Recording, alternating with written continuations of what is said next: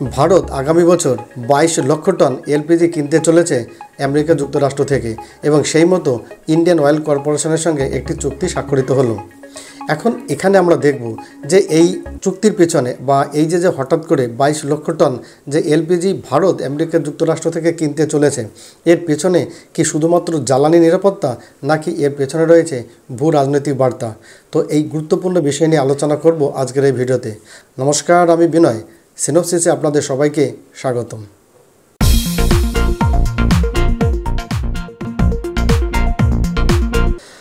2022 থেকে রাশিয়া এবং ইউক্রেনের মধ্যে যুদ্ধ চলে এবং এই যুদ্ধের যে অর্থের যোগান, রাশিয়া সেই অর্থের যোগানটি করে থাকে এই তেল রপ্তানি করে। এবং এই তেল যে সমস্ত কান্ট্রির মধ্যে রাশিয়া রপ্তানি করে, ভারত তাদের মধ্যে একটি অন্যতম রাষ্ট্র। ভারত অনেক কম দামে এখন ক্রুড অয়েল রাশিয়া থেকে কিনতে পারছে।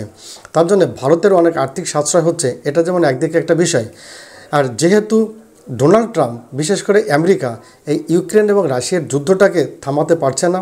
ডোনাল্ড ট্রাম্প কিন্তু একসময় বলেছিল যে রাশিয়া এবং ইউক্রেনের যে যুদ্ধ, এটা থামানো তার কাছে খুব সহজ হবে। যুদ্ধটা কিন্তু এখনও থামাতে পারেননি। যুক্তরাষ্ট্র চাইছে এই যে অর্থের যোগান, এই অর্থের যোগানটাকে কাট অফ করতে।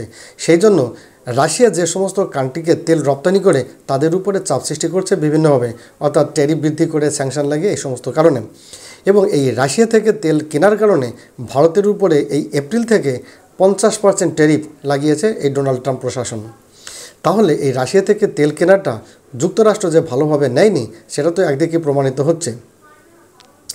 এখন এই যে যুক্তরাষ্ট্র থেকে এই যে 22 লক্ষ টন যে এলপিজি কিনতে চলেছে, তাহলে কি এই যে ভারত এবং যুক্তরাষ্ট্রের মধ্যে এই যে সম্পর্কের যে টানাপোড়ান, কোথাও কি একটু মলম লাগানোর কাজ হবে?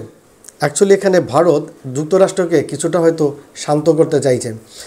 ভারত এখানে দেখাতে চাইছে যে আমরা শুধুমাত্র যে রাশিয়া থেকে তেল কিনছি সেটা কিন্তু নয়, আমরা তোমাদের সঙ্গেও একটি দীর্ঘমেয়াদী এই যে জ্বালানির চুক্তি, সেটা আমরা করতে চলেছি। এবং এই যে জ্বালানির যে নিরাপত্তা, সেটার জন্য যে শুধুমাত্র আমরা রাশিয়ার উপর ডিপেন্ডেন্ট সেটা নয়, আমরা কিন্তু তোমাদের কাছেও এই বাণিজ্যটা আমরা রাখছি।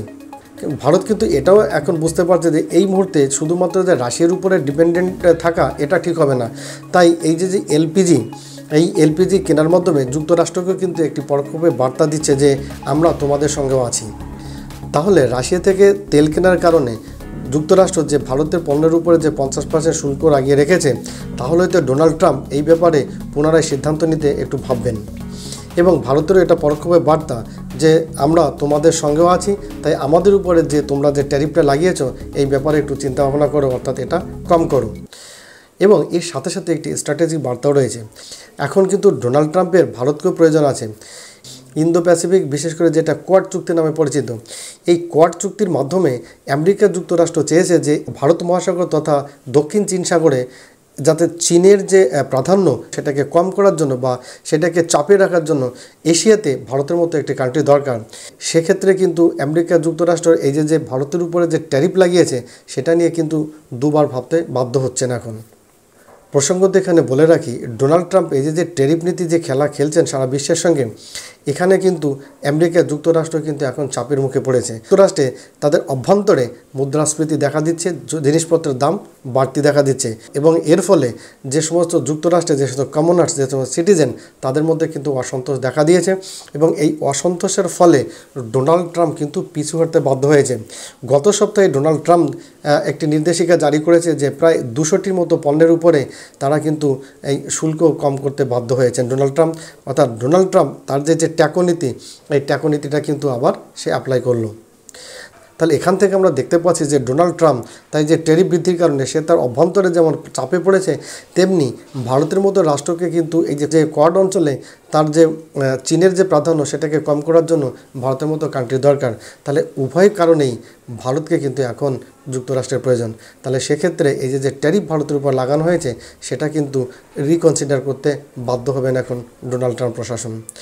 অন্যদিকে চীনের মোকাবেলায় ভারতকেও কিন্তু আমেরিকা যুক্তরাষ্ট্রের প্রয়োজন।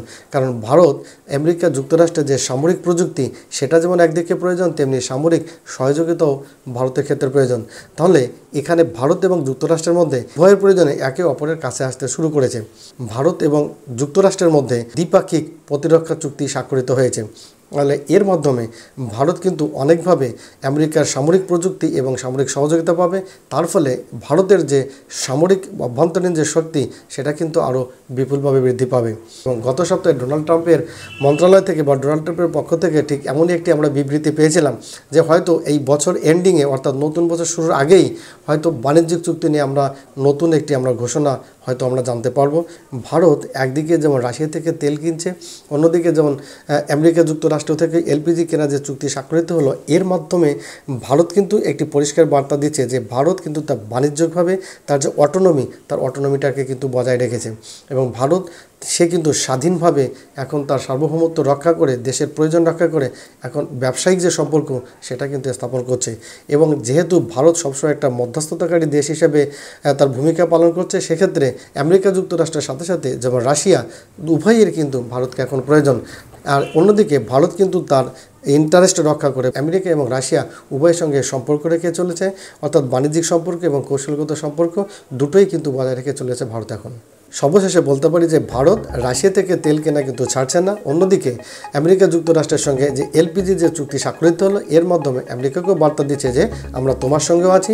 তাহলে এই দুটো শক্তির সঙ্গেই সমান দূরত্ব বজায় রেখে ভারত কিন্তু তার অটোনমি যে ব্যবসা বাণিজ্য সেটা কিন্তু চালিয়ে যাচ্ছে। তো বন্ধুরা, আপনাদের কি মনে হয় ভারতের এই যে সিদ্ধান্ত, ভারতের এই যে অটোনমি যে বাণিজ্যিক পলিসি, এই সম্পর্কে আপনাদের যে গুরুত্বপূর্ণ মতামত সেটা আপনার কমেন্ট বক্সে দিতে পারেন। তো আর ভিডিওটি যদি ভালো লাগে তাহলে অবশ্যই লাইক, শেয়ার এবং সাবস্ক্রাইব করে পাশে থাকুন। ধন্যবাদ।